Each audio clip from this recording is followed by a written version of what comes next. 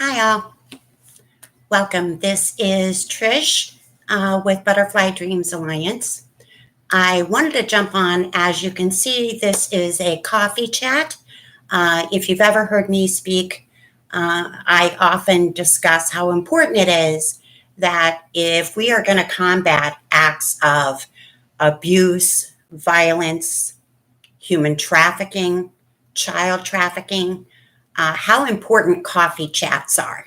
Coffee chats with neighbors, friends, family, coffee chats because getting these dark topics out there and in part of the conversation, getting them to where it's victims do not have to feel so afraid to come forward or ask for help, even in places where it's not typically accepted or part of the mainstream. Myself, a little bit of history on that. I published my story that went from abuse to human trafficking into 20 years of long-term domestic violence, mental illness, addiction, attempted suicide, the very difficult and intense types of therapy and tools that I've used personally and that I've kind of enhanced as I help other survivors evaluate their situation and rebuild themselves after these acts, because it really is a process of rebuilding the identity that was taken from you. Human trafficking is one of the worst because you have a perception of value that is based on your being a commodity, typically for sex. And when someone purchases you for a sexual gratification, it's a power and control thing, and you are completely at their mercy. It involves a lot of violence. It involves a lot of violations. It is anything but clean and simple.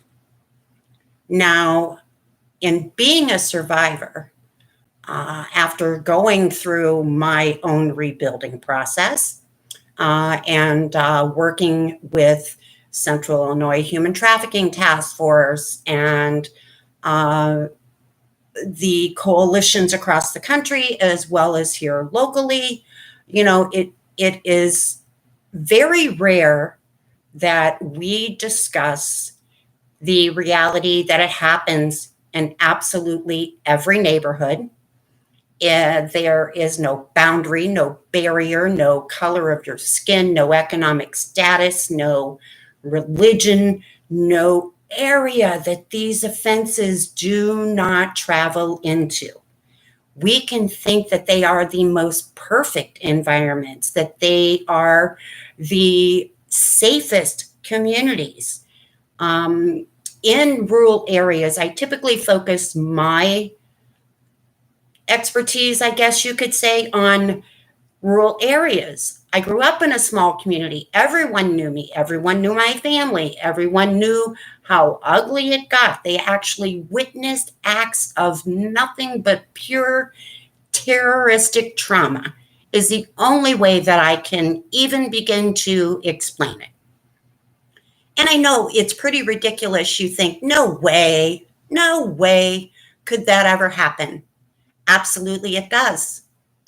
We are going to get into some of that, of how it happens, how commonly dismissed it can be, how commonly minimized it can be, how tolerated and taught we are in our families to maintain this expectation of a certain level of abuse within these relationships, domestic violence, child abuse, and human trafficking. So, in coffee chats, this is a new project. Butterfly Dreams Alliance is a nonprofit that I founded about 3.5 years ago. In that, there's a lot of different ways that I get contacted through social media platforms, through emails, through phone calls. through referrals, and they're just looking for more of a peer resource or a survivor's perspective. And one of those survivors' perspectives and presentations I did most recently was with a great friend, a new friend of mine, who I watched do a webinar on the National Criminal Justice Training Center for family facilitated child trafficking. Sounds pretty ugly, right? It most definitely is. There's nothing worse.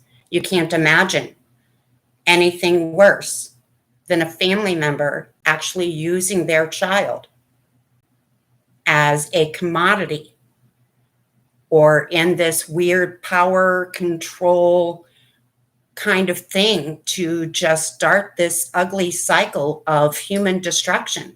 And it begins at the most basic foundation. First, having the control over the individual victims. Now, I'm going to share with you first some information from the 2020 Federal Human Trafficking in Persons report. In that, they found that Facebook was actually the largest victims recruiting platform. And on the other side of that, the second leading platform for promoting victims was word of mouth. So from person to person. That means it's happening in a situation to where, they're not going online. They are reaching out to people that they actually know and talking about a child that is being sold or exploited. Now, what we saw in some of these, I am going to grab some notes because unfortunately, one of the tragedies of being a victim of these types of histories is that you sustain a lot of physical injuries. And a lot of those include head traumas, which later in life lead to multiple head injuries and concussions left untreated and unchecked, and dental and hygiene and all of this surface destruction. So this is our opportunity to understand them better and intervene early so that we can provide some help. As we looked, as my friend Ada and I looked for data available on family facilitated child trafficking, which is her coined term, it very much was so shocking to me that we have so little data on this. It's not something we look at. It's not something that we discuss. I want to invite you to comment in the chat section if you are joining me here, if you are watching this live stream. Give me a shout out on the chat screen. I can see this and I can communicate with you there if you have questions about anything. If there's more information that you want to know, there are a lot of reports on various forms of human trafficking, a lot of great national leading organizations out there, and some local ones right here in Illinois. So we can provide that link to resources, or you can talk to me one-on-one. But, my health has kind of been kicked backwards, and I'm struggling with some of that right now. But that is part of the aftermath in being adult survivors of these tragedies. So, as I said, almost no data found on this. However, in searching for the information, 2020 did begin a better look at child trafficking and the relationship of offenders. This also included children who suffered sexual abuse and human trafficking both. Now, while many states, I didn't go through each 50 state and look at their specific data. I live in Illinois. I looked at our Illinois DCFS reports. Remember that numbers are never solid. Key points on this: 2012, Congress was addressing sexual assault regarding adults. And this was for in campus and in military.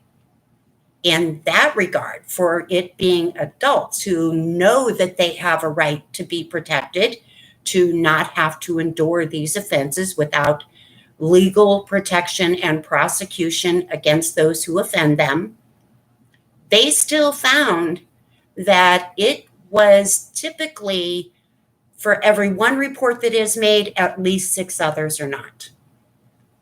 Change that for a moment, and as I share with you some of these disturbing issues, I need you to realize that do the math.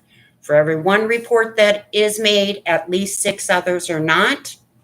Regarding adults, what about children? What about children who feel they have no voice, who the parents are the main controllers of their environment, where they go, who they talk to, how they talk to other people, what secrets they tell outside the home, and the different kinds of threats and violence that they endure to keep them silent.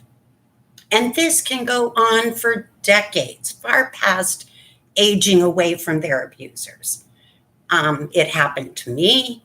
It happens to almost every survivor that I've spoken with.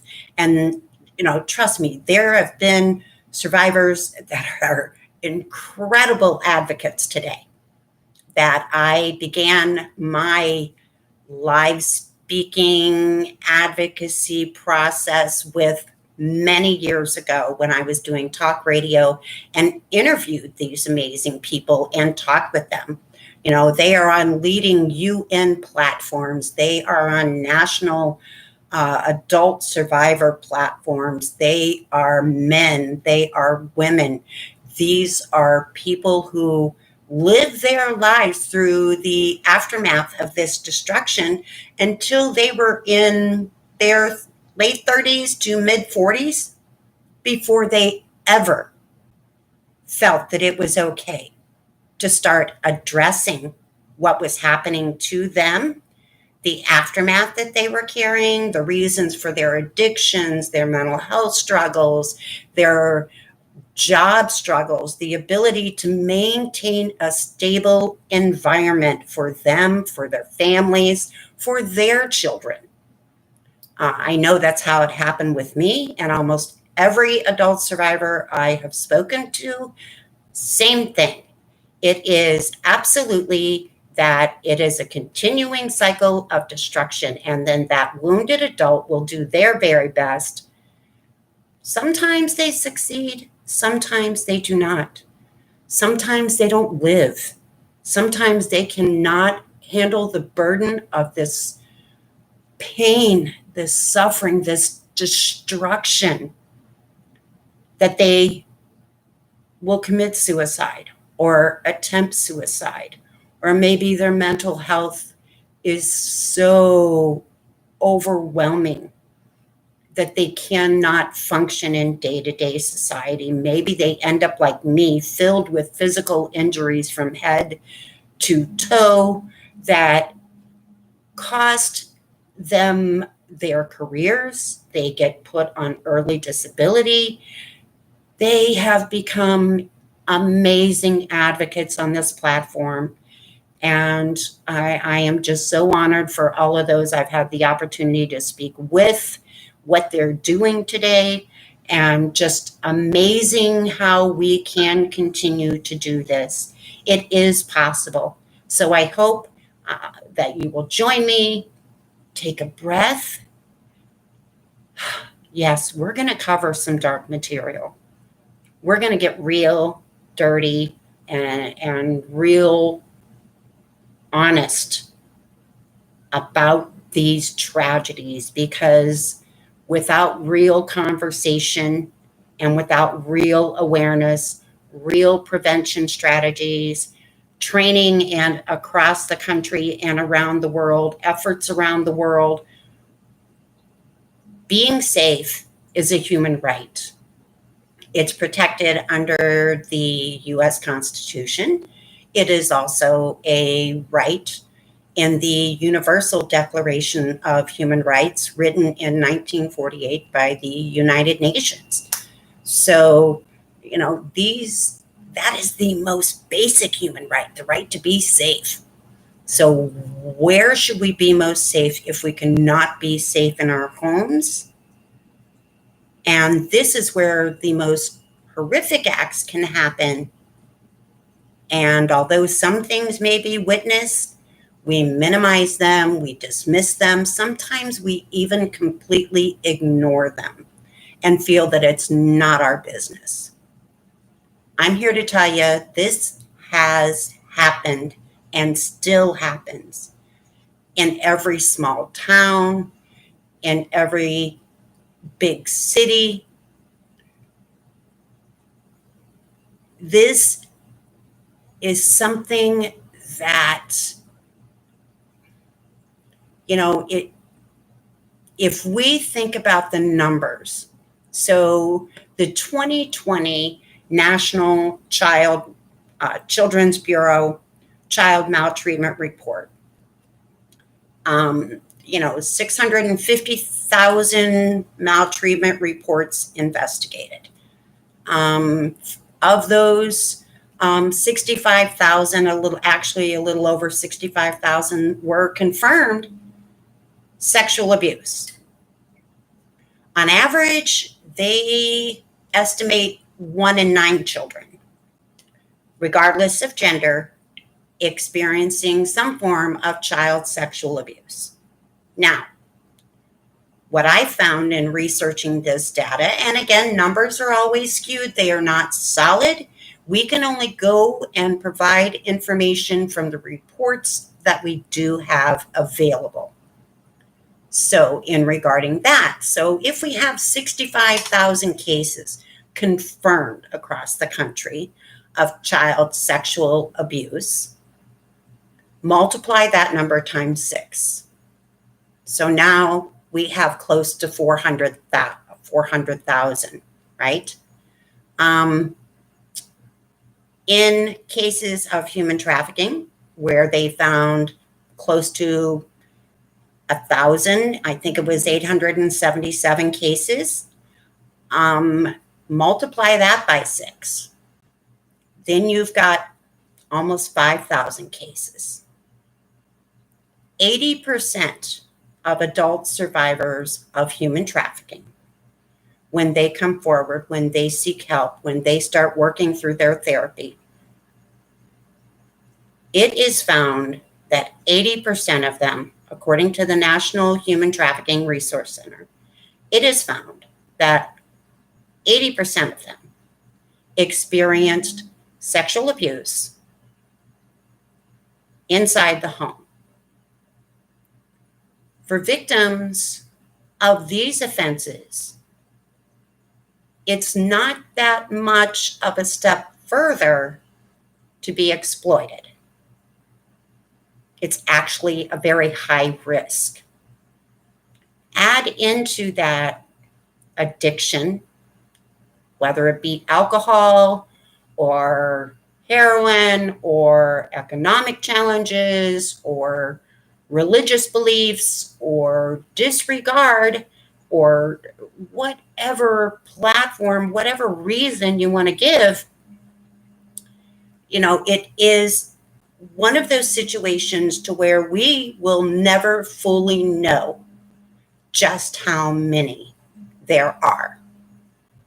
But we have a real idea that at least 1 in 3 children are at risk of being sexually abused, and then a real possibility of 1 in 10 being exploited or trafficked. And that is by those closest to them. So, as I started to say, almost no data found on the family facilitated child trafficking, right? So I get it. I know it's too dark of a topic for us to even begin to comprehend. But I'm telling you, a child trying to live through it is much, much worse. And the long term damage that they suffer and the identity of them that is literally erased. They have to recreate themselves. They have to rebuild themselves. They have to find something of value other than their body. So, as I said, 2020 did give us a better look. Illinois being one of those states which broke it down, 78 reported cases of human trafficking in Illinois for 2020. 2021 already confirmed 100 of such cases where the children experienced both sexual abuse and sex trafficking. A key justifier, again, is that 80% of adults who come forward for help in human trafficking have expressed that they were first sexually abused or assaulted as children. Now, we're going to get into some other facts because in a study done, the victim trafficker dyad, as my dear friend Ada refers to it, unfortunately, 64.5% of family facilitated child trafficking was initiated by moms. That's right, mothers trafficking their children. The most common reason, drugs or family survival. In that, of those cases of moms, 65% of those cases, there was a paramour involved, a paramour, a spouse, the parent. Fathers made up 32.3%. Other family members made up 3.2%. So, family facilitated trafficking, as I said, happens in every community. There are no barriers. It doesn't cross. So please listen closely as I get into this. And I hope that you will. I wish I could see that numbers were showing me people actually listening to this, these coffee chats, these common daily chats, or weekly chats about these realities matter. So on this World Day Against Human Trafficking, I'm bringing a coffee chat about child trafficking and family facilitated trafficking, to be more specific. In the rural areas, we don't have track walks, we don't have the media interpretation of pimps, we don't have gangs, we don't have those organized crime factors here. They are typically independent traffickers or they are family members. And that is the biggest tragedy of it, is that, in the ongoing mission of this awareness is, and these coffee chats, nobody questions when you hold late night parties at your house. Your home is your castle. It's protected by our laws. You can control what happens in your home so long as law and services don't find out that somebody is being harmed. So, in that regard, if, it's very rare for someone who's actually been involved in the act of exploitation or trafficking of our kids to ever come forward.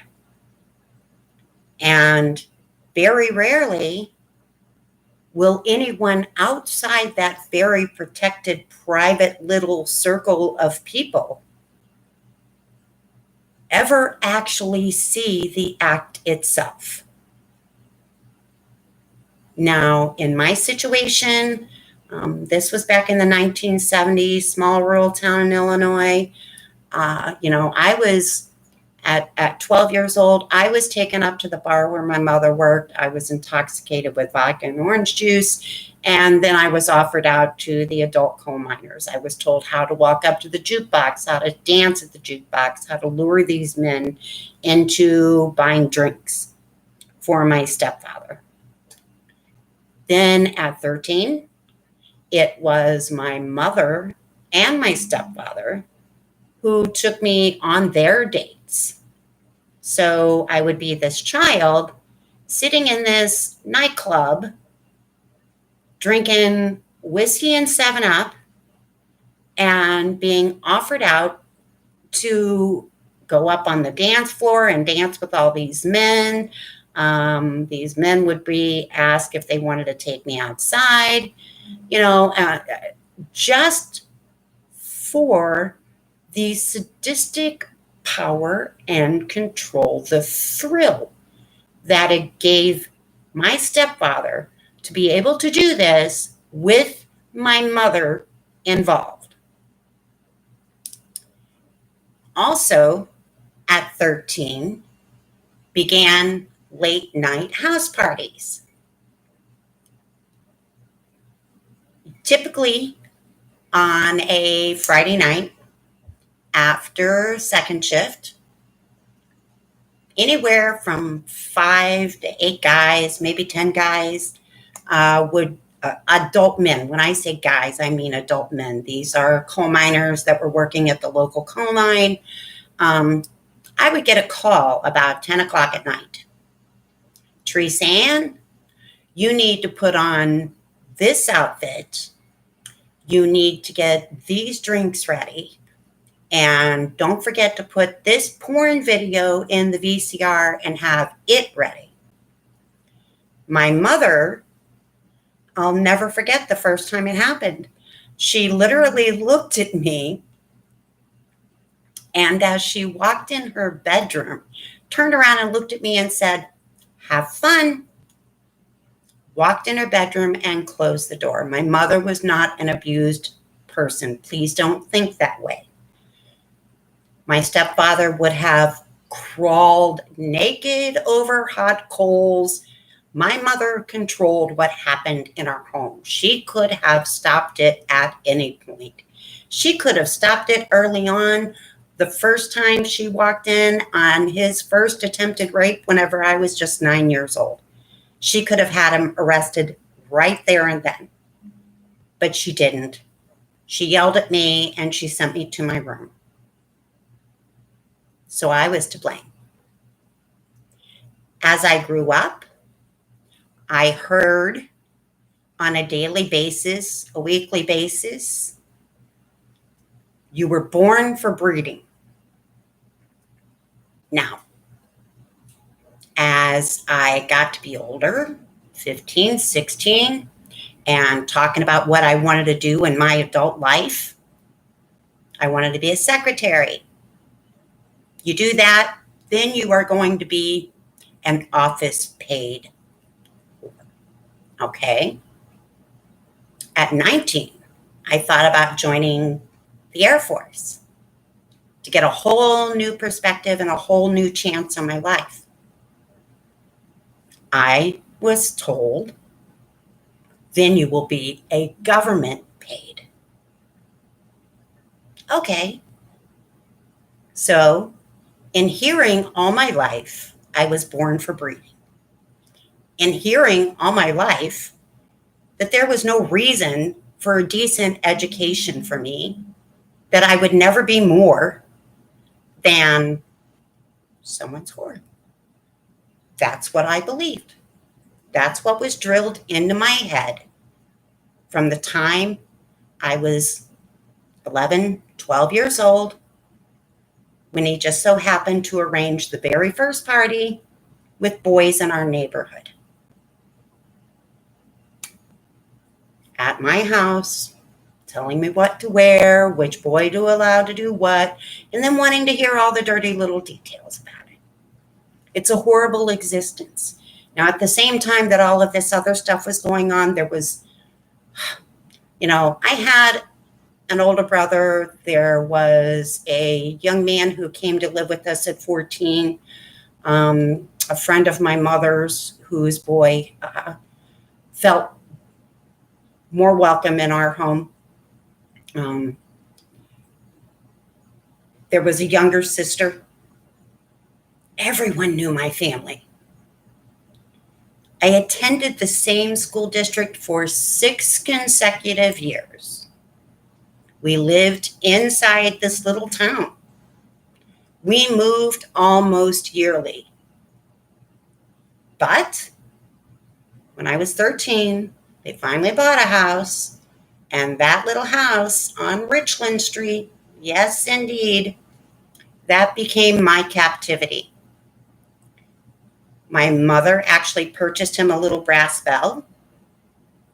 And of all the people in our household,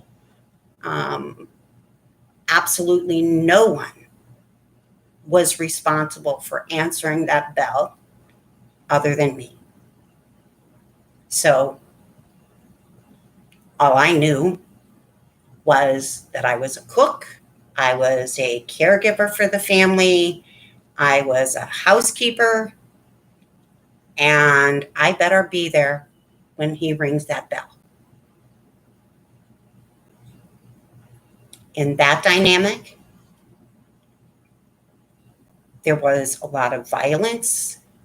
As I said, when you are purchased as a commodity, or whenever you are exploited for someone else's pleasure, you are most definitely, you're an object. You are a body being used. So that includes a lot of trauma to the head, usually punches to the head, being slammed against walls, a lot of strangulation, being held down by your throat, those types of things. Of course, a lot of sexual violations and traumas to the body. Neglect of medical care. Who's going to take you to the doctor when they have just been the ones exploiting you and using you in such a fashion? Who's going to be the ones that get you dental help, that get you anything? That who there's no one that's going to do it. Which is why I'm asking you in this coffee chat. We cannot dismiss acts of abuse inside our homes, inside our families, happening to our friends, happening to our coworkers. Because trust me, what you see on the surface is only a fraction of what may be really happening in their lives. If we can engage, empower, and encourage our communities to speak up, to make a report, if we can get trainings into law enforcement officers when they respond to domestic violence calls, to truly evaluate the entire situation. Maybe they get there and the victim, the one who's really the victim, has been tolerating such horrors for so long that they are erratic, they are angry, they are yelling, they are screaming, they are crying, they're emotional wreck. Don't write them off. There's a reason they're acting this way. And I know that you have to make quick, split-second decisions, but evaluate them carefully, or at least make that call to get someone in there who can.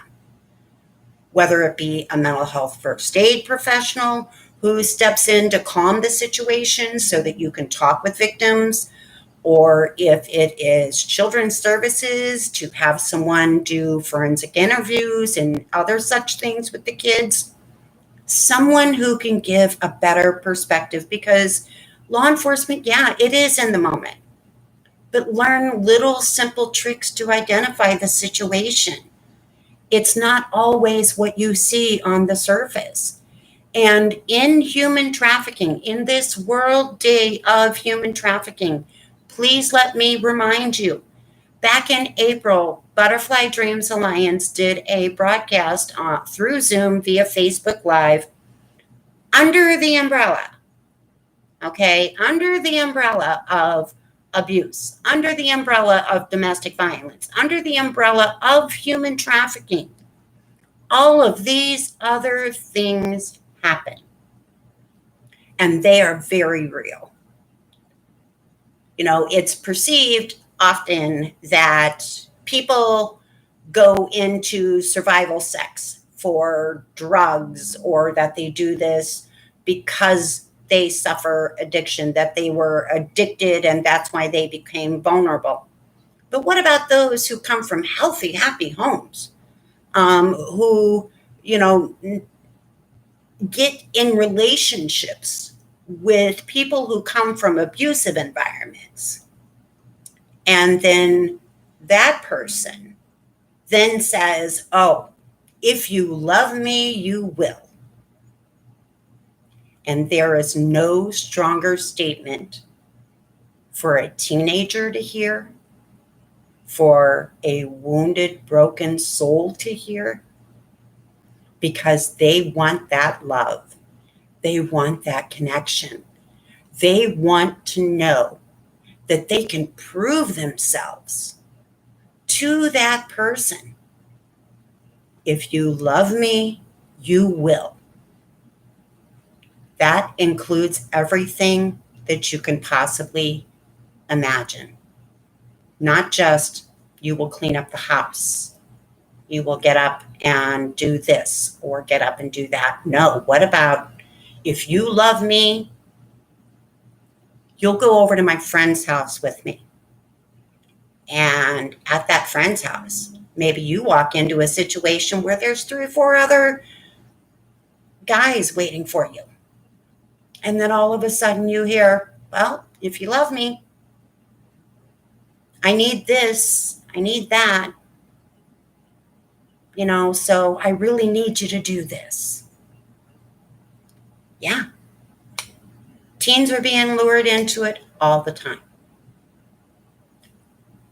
What they are finding as survivors and victims are going into domestic violence counseling, child abuse rebuilding counseling, and trauma therapies. Most of these victims will never identify. For people like me, the sex trafficking and exploitation was just something that was part of my stepfather's sexual abuse, his power and control. I didn't separate the two until I went through my own very long and egregious process, and truly just soul-crushing process of therapy, long-term, 5-10 years in and out of therapy, working on different topics. I didn't even connect that my mother, although I suffered horrible neglect and my teeth are all rotten out by the time I was 13, my skin covered in open sores and layers of filth, and I was just disgusting. I internalized everything that was happening to me and waving every red flag possible to get help. Why didn't somebody notice? Why didn't somebody report? Why didn't anyone do anything? So what I'd like to ask you to do this is only the surface of this conversation. There are policy updates. We just had another policy, the Victims Protection Act, which just got signed into law, I believe last week or the week before.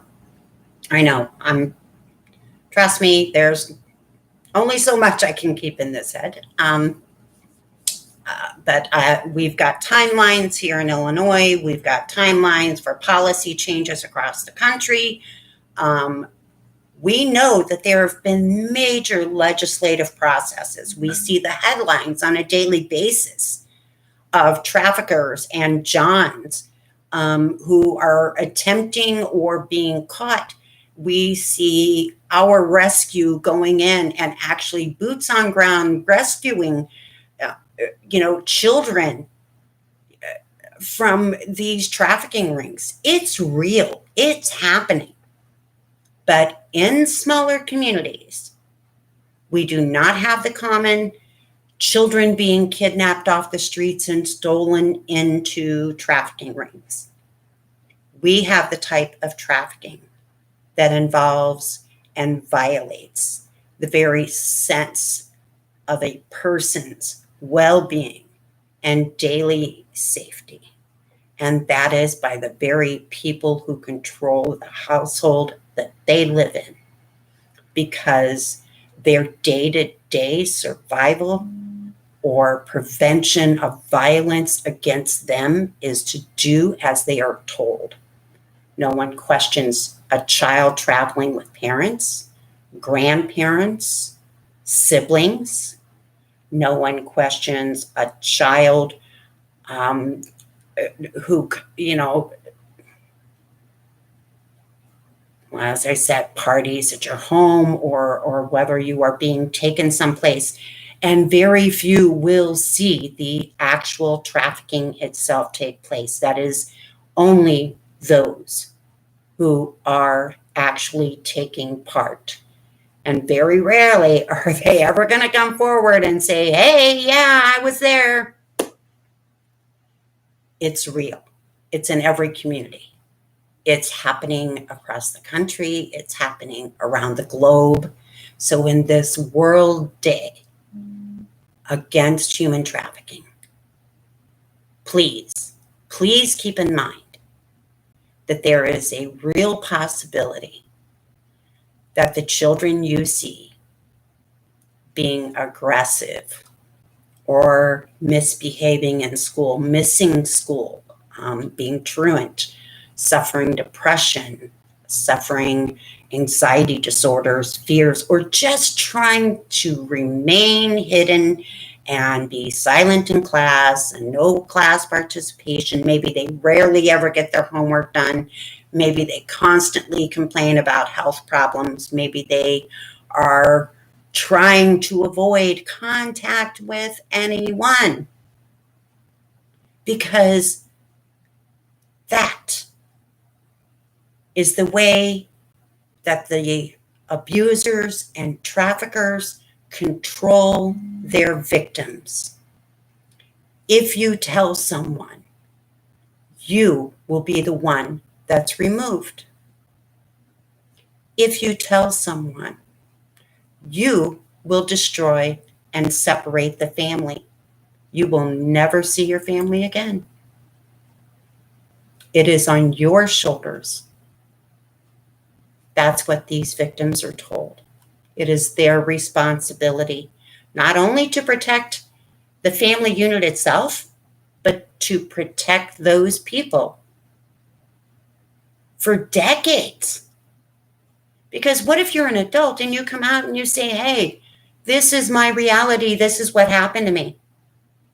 Trust me, it's toxic enough to be around family and try to engage and interact with your family at holidays or even on the telephone. I begged for my mother's love constantly until my mid-40s.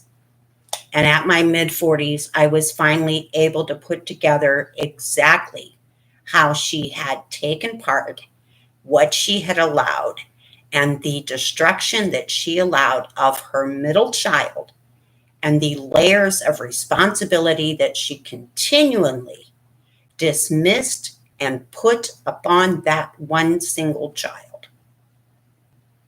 And that's how it happens every day to millions. Millions of silent voices, millions of unseen children, millions of dismissed families suffering either in the aftermath of trauma or during the trauma. They're not going to come out and say, hey, help, I'm being exploited, trafficked. In one study, they found that victims are as young as 4 years old. How is a 4-year-old going to tell you exactly what's happening to them? How is a 10-year-old going to tell you? How is a teenager going to admit? Especially when they've been told, well, you thought they were cute. You enjoyed it. You wanted to be there. I remember at 22 coming to my mother's hospital bed after back surgery from England, mind you, carrying my first newborn son, and being looked in the eye and told, you got what you deserved. Shattered me. She haunted my world. She haunted my days. I could not piece it together, and I suffered. I battled depression. I battled anxiety. I was constantly in fear. No one could put the pieces together because back then we didn't talk about it. We didn't talk about the trauma. We didn't talk about how evil. We didn't talk about how ugly. We didn't talk about, what about, I continue to live in violent relationships, largely connected because I saw no value in myself, and I was actually taught to believe that this is what it was supposed to be. I was built for breeding. That's what I believed. I was not built for breeding. I was not born for breeding. At 19, they wanted to do a hysterectomy on me because my insides were so scarred up and infected and destroyed. They told me I would never be able to get pregnant. So becoming a mom, that was a gift from God. That was a special creation. And I could not believe that it actually happened.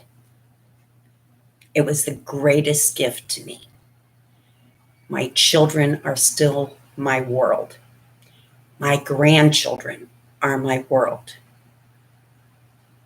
And, I'm in a great relationship today. I have been for 16 years. I've been safe. I've been loved. I've found my voice, and I've had my voice supported.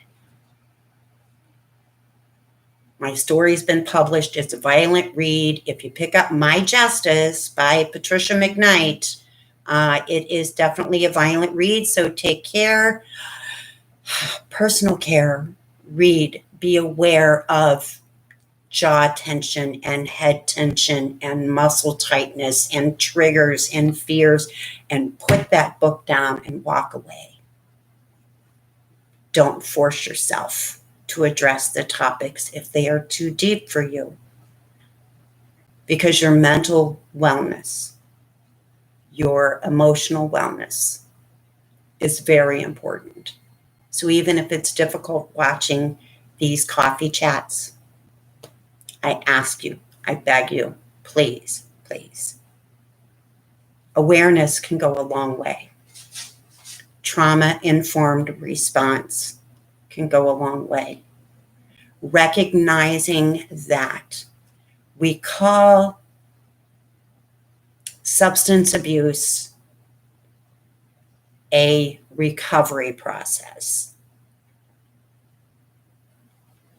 This process, whether you are a survivor of physical abuse, child abuse, trafficking, that is a recreating. It is a rebuilding because everything of value has been stripped. You have the power. Your survival.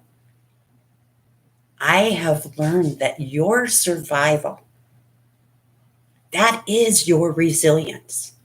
That strength that you had that kept you going, that is your resilience. That is what you are going to use to rebuild your life, to recreate, to look at all the puzzle pieces that make up who you are, your personality, your focus, your dreams, your achievements, your abilities, your intelligence, your capability, all of it.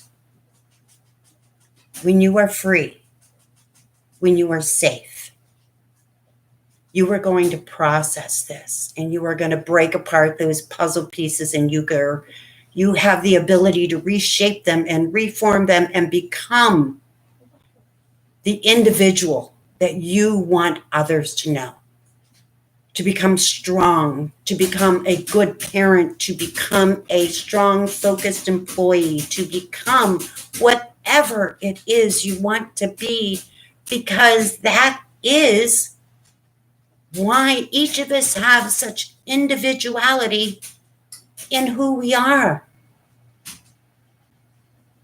We're supposed to. And no, we're not going to make the world completely safe. We're not going to be able to rescue all. We're not going to be able to save everyone from these tragedies. But I always go back to, what if just one person, what if just one, would have asked me, would have cared enough to make a report, would have investigated what was happening inside our home and why I looked the way that I did, why I was so badly neglected and failing my classes and barely getting through, and why was this happening? So as I close out this coffee chat for World Day Against Human Trafficking, I ask you, please remember, your awareness matters. Your response matters. Your questions matter. Your concerns matter. You can change the future for not just that child, but with the new focus on trauma and services and victims help and survivor help, we can literally change the future for generations that will follow. Because once we rescue those children and give them those rebuilding pathways, they go on to create dreams and safe homes and love and kindness and parenting and relationships and achievable dreams. So from my heart to all of you, I ask you, please be aware of what really happens. Please don't dismiss what's happening in the house next door. Please don't think that just because we don't see pimps and track walks and all of these other typical believed media interpretations of these situations, it doesn't always happen like that. 53% of active cases of child sex trafficking involve a direct family member. 53%. And children continue to be the highest increasing percentage number of victims. And that is verified in the 2020 Federal Human Trafficking in Persons Report. So from maltreatment to abuse, domestic violence, to human trafficking, it is a life cycle we do not have to accept. We do not have to dismiss. That through community awareness in every little neighborhood, in every apartment building, in every little small town population, it's not always safe as it seems.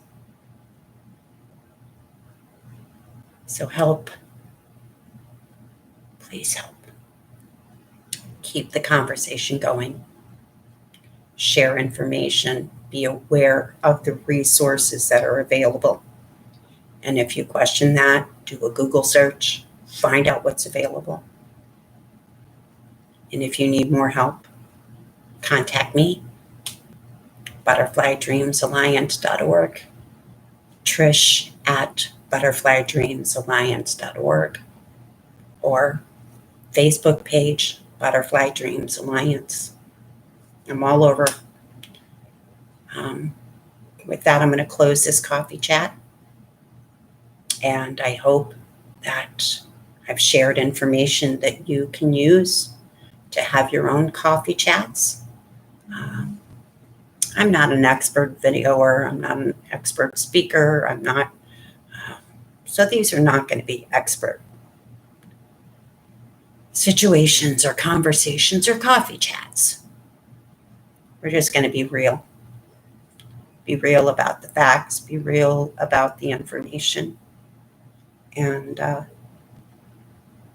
with everything of me, with everything in me as a survivor today, as an advocate today, as a mother, as a grandmother, that little girl piece still inside of me. Teresa Ann, I'm so proud of her because she made it through and she carries me through. And she keeps that message going. Family facilitated child trafficking, trafficking inside domestic violence relationships, intimate partner violence relationships, trafficking in our teen dating relationships. It's very real. And we can't dismiss it. Not anymore. We can't unknow things. So whether you're law enforcement, whether you're healthcare, whether you are an educator, whether you're a social worker or a caseworker, a child advocate, whether you are in the justice system, whether you are anti-drugs, substance abuse counselors, or peer resources, whatever your avenue, please remember that you're the one that can make a difference. You're the one. You're the one who can change their world. Thank you. Have a great day.